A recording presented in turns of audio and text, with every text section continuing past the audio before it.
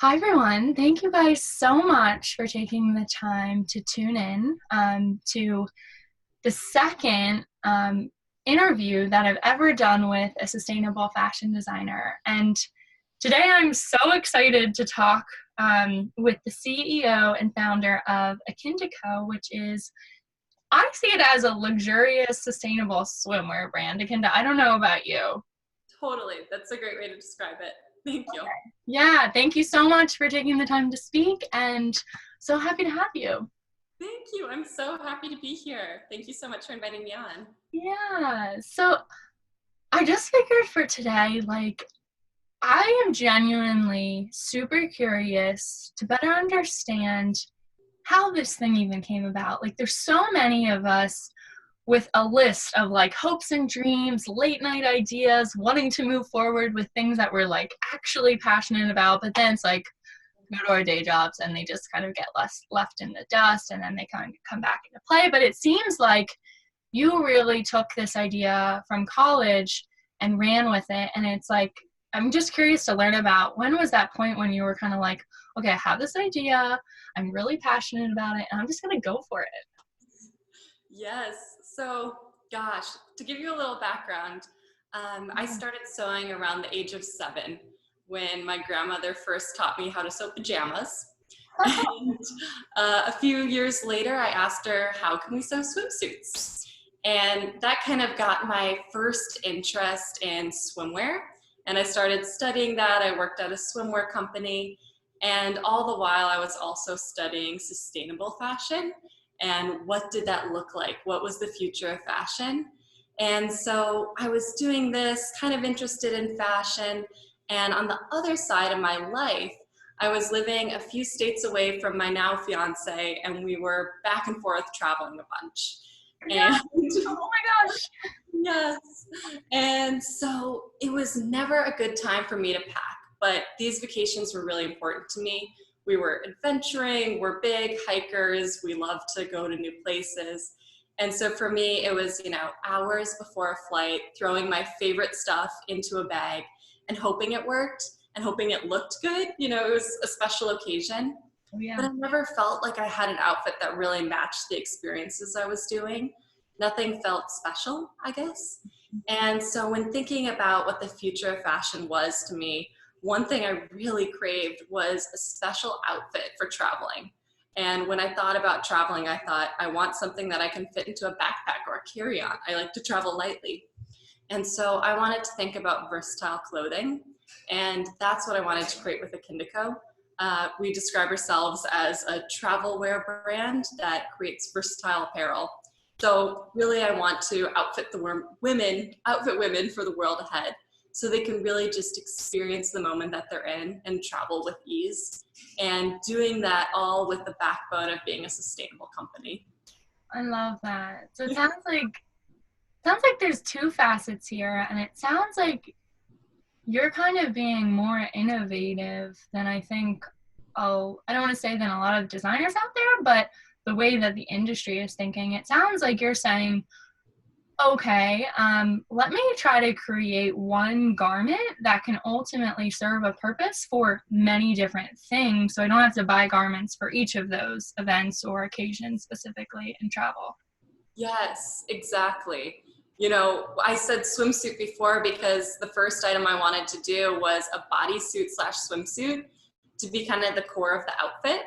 Mhm. And yeah, that's exactly it. Something you can take from the beach to brunch, or I'm wearing one now as a more business casual look. And just looking at how we can look at clothing in a different way and have the same wardrobe throughout the year, but redesign it, so it fits our lifestyle.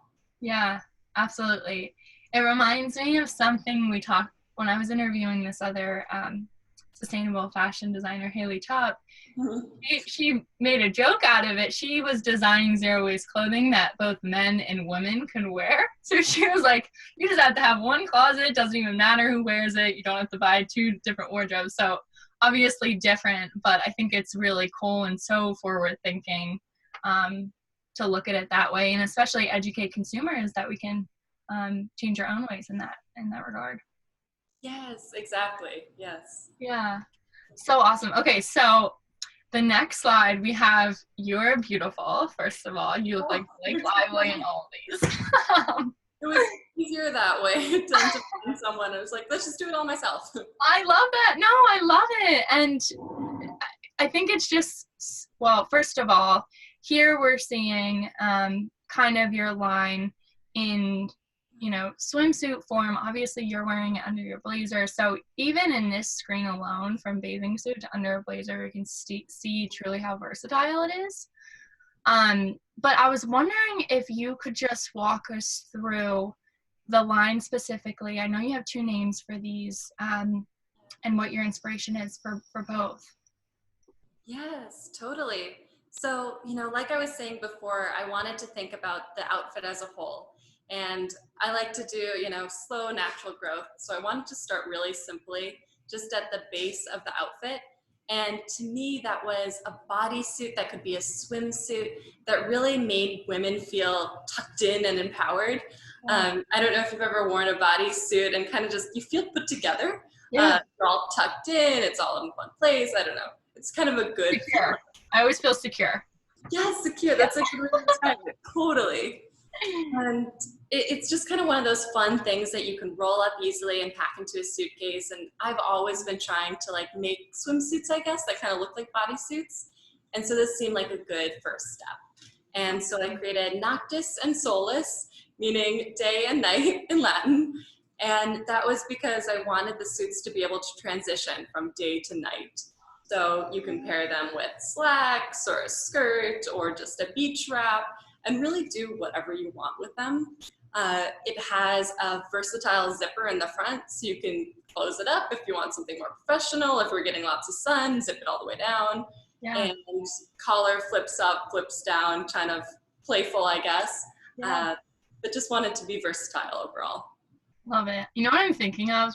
Not that I am the biggest fan of Vegas, but I feel like there's so many pools there at pool clubs, and it's you really could have it all in one outfit. Go into the so pool, true. things like that. Awesome. And so Akinda and I spoke a couple weeks ago. Akinda, I mean, obviously with the theme of sustainability, in addition to being so versatile, I'm wondering if you can elaborate on, I know that you had found that super special, I'm probably going to pronounce it wrong, it was a smart wool or smart eco, something along those lines. Would you mind walking us through your thought process for that, how you even found this material, what the material is, and how you kind of integrated it into the production of these swimsuits? Totally, yes. So there's the sustainable part for the consumer. But then when we were thinking about what does sustainable mean for a company, a lot of times for fashion, you see reduce, reuse, recycle. And in fashion, you see a lot of recycled fabrics, which is incredible and really amazing. But it also does produce a lot of waste to actually recycle the materials to make those products. Mm-hmm. So I was looking at alternative materials to recycled materials, and I found a product called Amni Soul Eco Thread. And this thread is woven to be a biodegradable thread, making a biodegradable fabric overall, that biodegrades when placed in a landfill in 5 years versus 50 plus years for a traditional synthetic fiber. And this is kind of cool because when you think about the whole life cycle of a product, there could be a point where it ends up in a landfill. And if it does, this is going to biodegrade quickly. And it's one step. I would love to explore the future of textiles and look at others for future collections. But it was fun to experiment with this and just see what the reaction was and kind of figure out what the next steps are for fashion in general. Yeah, absolutely. No, I think like anything, it's a step in the right direction. It is the right direction. It's not even a step. And I'm also just curious, so how tough was it to find this basically? How easy what I'm not a designer, but I'm always curious, how are you even coming across this? How did you go about your research? Yeah.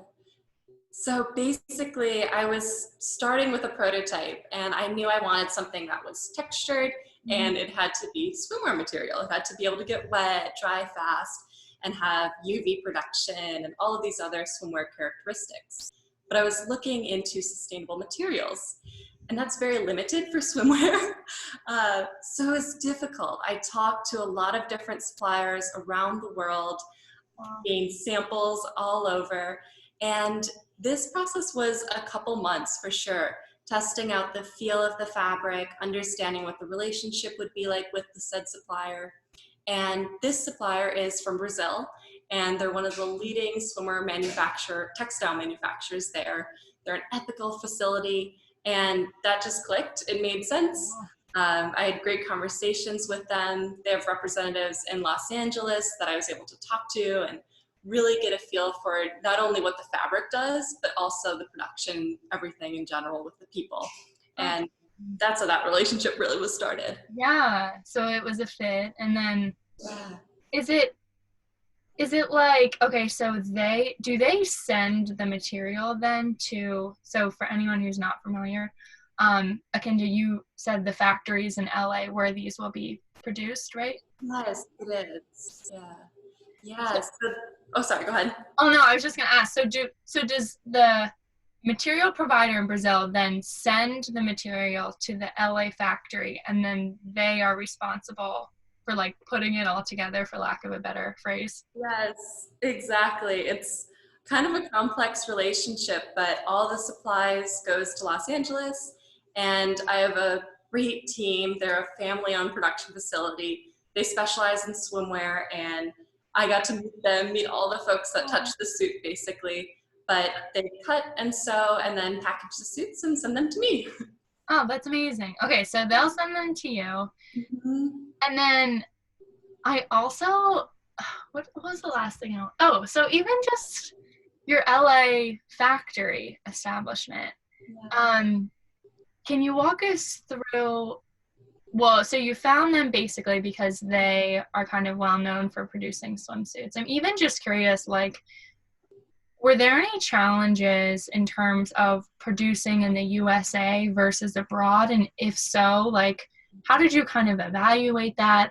Why do you think it's, other than cost alone, like so popular to produce abroad? Anything you experienced in that facet that you learned from? Yes. So when I first started, I thought I wanted to mainly be in the United States, made in LA. Made sense. The main places for making swimwear are in Los Angeles or in Australia, but I did shop around internationally just to understand what it would be across the board for manufacturers.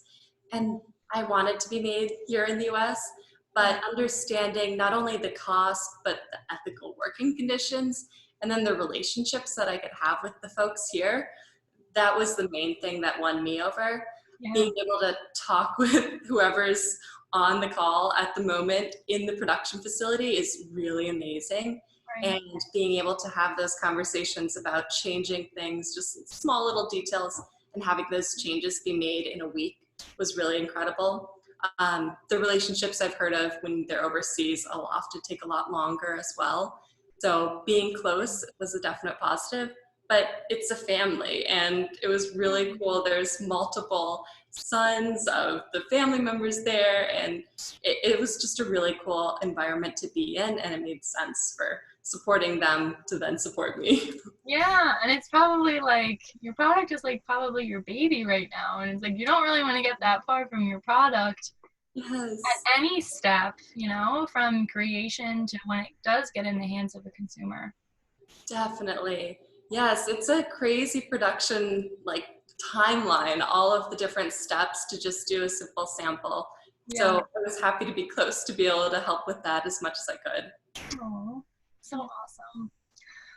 Cool. Well, I loved learning about the Akinda swimwear line. I also just wanted to open it up. So if you guys are interested in purchasing one, I know I will be.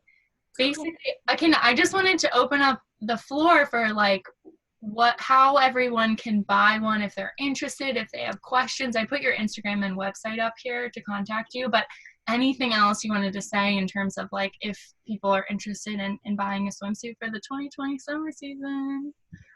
Yes, well, thank you for sharing. And yes, right now it's in pre-order. The manufacturers are finishing the first suits right now, and they'll be officially in my hands to be sending out at the end of March.